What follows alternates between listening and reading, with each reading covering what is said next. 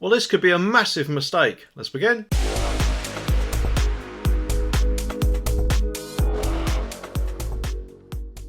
The article says that traffic lights on Britain's road could become a thing of the past if AI-powered self-driving cars take off, an engineer has claimed. Following, of course, a 2-year trial in London of Nissan's self-driving vehicles, smart mobility living lab engineer Thomas Tompkin said there could be a seismic shift in the way our roads are laid out. The trial saw 2 driverless cars drive hundreds of times around a 2.7 mile long route in Woolwich, southeast London. And the electric Nissan Leaf cars utilised over 270 cameras along the route to predict potential hazards and avoid them. Well, of course I don't know about you, but personally I think that one day cars will be driverless, just not yet. Maybe actually 100 years time will be the massive rollout where everyone has got one. Because, let's face it, we don't really adopt things that quickly, do we? So I myself think traffic lights are going to stay for a long, long time. And to be honest, scrapping them will probably only actually work once all cars are driverless themselves, because otherwise that's just going to create massive hazards everywhere, isn't it? Or near misses rather. Because of course, while computers are said to judge things quite well,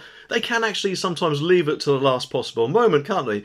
In which case, creating loads of no doubt brown seats in the process. And don't get me wrong, whilst it is good that the car managed to do the 2.7 mile long route hundreds of times, that can't be compared to the rest of the country, can it? With roadworks sprouting up all over the place. Often at the worst of times, and no doubt, of course, the kamikaze pedestrians since the change of the highway code last year, and of course the recent outburst in eco-protesters that seem to be blocking our roads altogether, although that last one might not be too much of a problem, if, for whatever reason the car might not just detect them in time. And whilst I myself do enjoy driving, I must admit I do kind of like the idea of being able to sit back and let a film play while someone else or something else does the driving. Unless of course it's my girlfriend, I don't really want to get in another accident. And of course the big elephant in the room, the downside of going fully autonomous driving is of course that it's bound to make loads of job losses everywhere, isn't it? From taxi drivers to delivery drivers, creating loads more people on the dole, which to be honest won't be a good thing for anyone, will it? Mr. Tompkins said that if we think about maybe 20 or 30 years time, can you start to then think about the infrastructure outside?